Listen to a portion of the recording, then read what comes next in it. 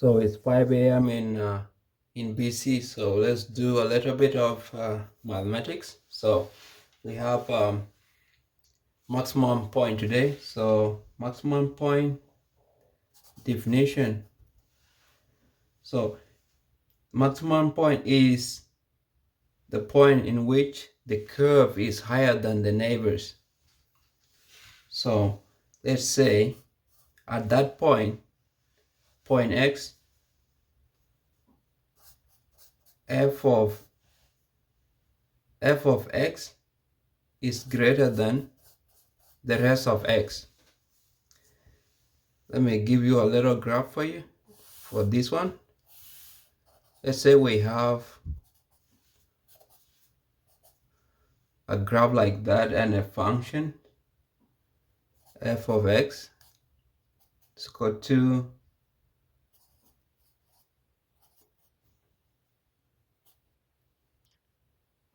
15x, no, 5 plus 10. Let's say that is your function. This is x, that is y. So if we grab this one, plug x is equal to 0, you get 10. That means the y-intercept here is 10. So the function gonna go like so.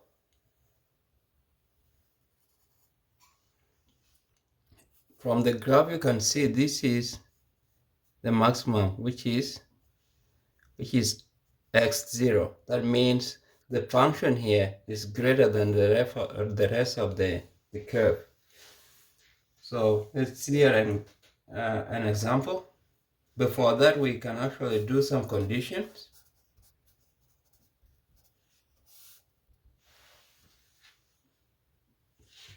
So one is f of f prime at that point is equal to 0. And then f double prime at the same 0, at the same point, is less than 0. So let's do that. Let's go with number 1. So f prime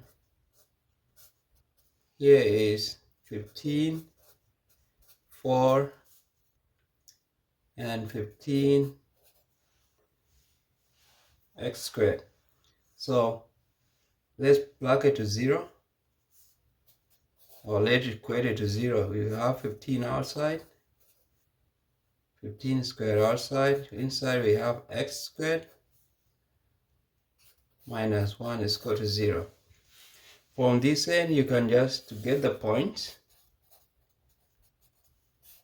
Get the point, you have 15x squared is equal to 0.